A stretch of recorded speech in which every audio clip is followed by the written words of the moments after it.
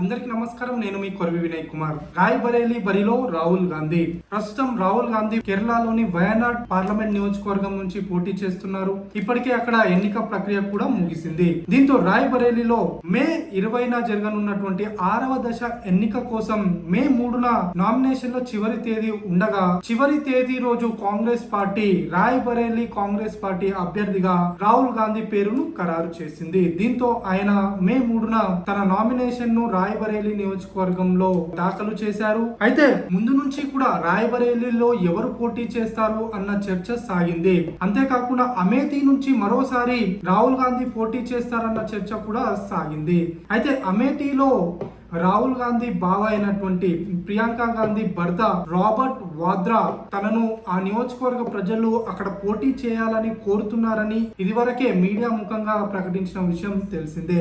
అయితే అక్కడ రాబర్ట్ వాద్రా పోటీ చేస్తారా లేదంటే ప్రియాంక గాంధీ పోటీ చేస్తారా అన్న చర్చ సాగిన నేపథ్యంలో కాంగ్రెస్ పార్టీ అమేఠీ నియోజకవర్గ అభ్యర్థిగా కిషోర్ లాల్ శర్మను ప్రకటించింది. దీంతో సస్పెన్స్ కు తెరపడిందనే చెప్పుకోవాలి. అమేఠీ నుంచి కిషోర్ లాల్ శర్మ పోటీ చేస్తూ ఉండగా రాయ్బరేలీ నుంచి రాహుల్ గాంధీ పోటీ చేస్తున్నారు. నిజానికి రాహుల్ గాంధీ కంటే ముందు సోనియా గాంధీ ఈ నియోజకవర్గానికి ఎంపీగా ప్రాతినిధ్యం వహించారు. కానీ ప్రస్తుతం ఆమె రాజస్థాన్ నుంచి రాజ్యసభ సభ్యురాలుగా కొనసాగుతున్నారు. దీంతో రాయ్బరేలీ స్థానం ఖాళీ అవడంతో అక్కడ ఎవరు పోటీ చేస్తారన్న ఆసక్తి గత కొంతకాలంగా నెలకొని ఉండే. అయితే ప్రియాంక గాంధీ ఏదైనా ఒక నియోజకవర్గం నుంచి పోటీ చేస్తారని అందరూ భావించినప్పటికీ కూడా ఇప్పటి వరకు ఆమె అభ్యర్థిత్వం ఏ నియోజకవర్గానికి కూడా కాంగ్రెస్ పార్టీ ఖరారు చేయలేదు. దీనికి ముఖ్య కారణం ఏంటంటే ఇప్పటికే భారతీయ జనతా పార్టీ కాంగ్రెస్ పార్టీ వారసత్వ రాజకీయాలు చేస్తుందని ప్రకటిస్తున్న నేపథ్యంలో ప్రియాంక గాంధీని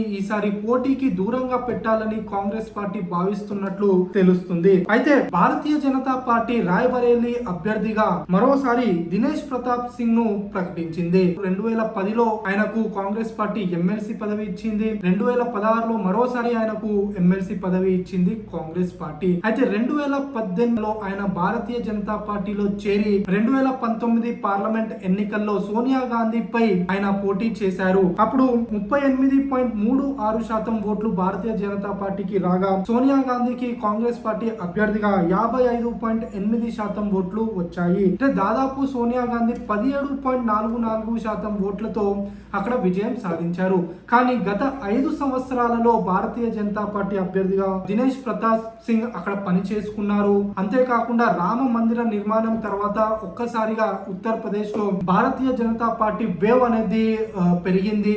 ఈసారి ఎలాగైనా సరే రాయ్బరేలీలో గాంధీ కుటుంబాన్ని ఓడించి తమ సత్తా చాటాలని భారతీయ జనతా పార్టీ భావిస్తుంది.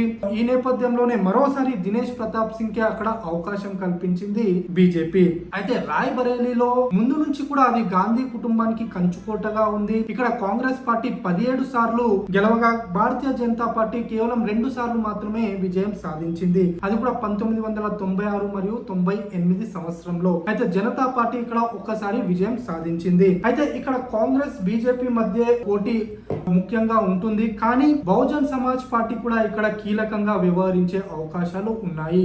ప్రస్తుతం కాంగ్రెస్ పార్టీ సమాజ్వాదీ పార్టీ మధ్య పొత్తు ఉండడంతో సమాజ్వాదీ పార్టీ ఇక్కడ పోటీ చేయడం లేదు. బహుజన్ సమాజ్ పార్టీ తరఫున ఠాకూర్ ప్రసాద్ యాదవ్ ఇక్కడ పోటీ చేస్తున్నారు. అయితే ఆయన ఎవరి ఓట్లను చీలుస్తారు? కాంగ్రెస్ పార్టీకి వెళ్లే ఓట్లు ఏమైనా ఆయన చీలుస్తారా? మైనారిటీ అలానే ఎస్సీ ఓట్లలో ఏమైనా చీలిక వచ్చి అది భారతీయ జనతా పార్టీకి ఏమైనా అడ్వాంటేజ్ గా మారుతుందా అనేది మనం చూడాలి. అయితే ప్రస్తుతం రాయ్బరేలీ పార్లమెంట్ నియోజకవర్గ పరిధిలో 5 అసెంబ్లీ నియోజకవర్గాలు ఉండగా అందులో రాయ్బరేలీ అసెంబ్లీ నియోజకవర్గం నుంచి అదితి సింగ్ భారతీయ జనతా పార్టీ తరఫున ఎమ్మెల్యేగా ఉన్నారు. అయితే మిగిలిన 4 నియోజకవర్గాల్లో సమాజ్వాదీ పార్టీ విజయం సాధించగా ఆ 4 నియోజకవర్గాల్లో Bharatiya Janata party runner up గా నిలిచింది. అయితే ఉంచాహర్ నియోజకవర్గం నుంచి సమాజ్వాదీ పార్టీ ఎమ్మెల్యేగా ఉన్నటువంటి మనోజ్ పాండే ప్రస్తుతం భారతీయ జనతా పార్టీలో ఉన్నారు. ఆయన చాలా క్రియాశీలకంగా వ్యవహరిస్తున్నారు. దీంతో ఈ నియోజకవర్గంలో ఎలాగైనా సరే భారతీయ జనతా పార్టీ విజయం సాధించాలని భావిస్తుంది. అండ్ చాలా మంది రాజకీయ విశ్లేషకులు కూడా ఈసారి ఉత్తరప్రదేశ్ లో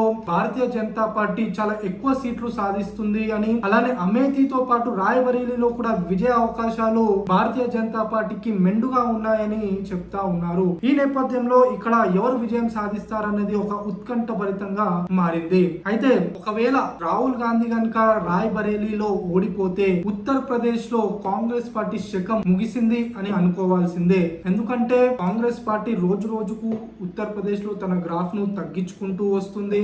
సమాజ్వాదీ పార్టీతో పొత్తులో ఉన్నప్పటికీ కూడా పెద్దగా సీట్లు మాత్రం రావడం లేదు. ఇప్పుడు కూడా రాయ్బరేలీ నియోజకవర్గం నుంచి రాహుల్ గాంధీ చివరి వరకు కూడా తాను పోటీ చేస్తానో లేదో అని ఒక సస్పెన్స్ లో పెట్టి ఈ రోజు అక్కడ పోటీ చేస్తా ఉన్నారు. ఒకవేళ రాయ్బరేలీలో గనక రాహుల్ గాంధీ ఓటమి చెందితే వరుసగా 2019లో 2024లో ఉత్తరప్రదేశ్ లో ఓడిపోయిన నాయకుడిగా రాహుల్ గాంధీ మూటగట్టుకుంటారు. అయితే భారతీయ జనతా పార్టీని ఎదుర్కొనే సత్తా కాంగ్రెస్ పార్టీకి రాహుల్ గాంధీకి లేదన్న భావన మరింత బలపడే అవకాశాలు ఉన్నాయి. ధన్యవాదాలు.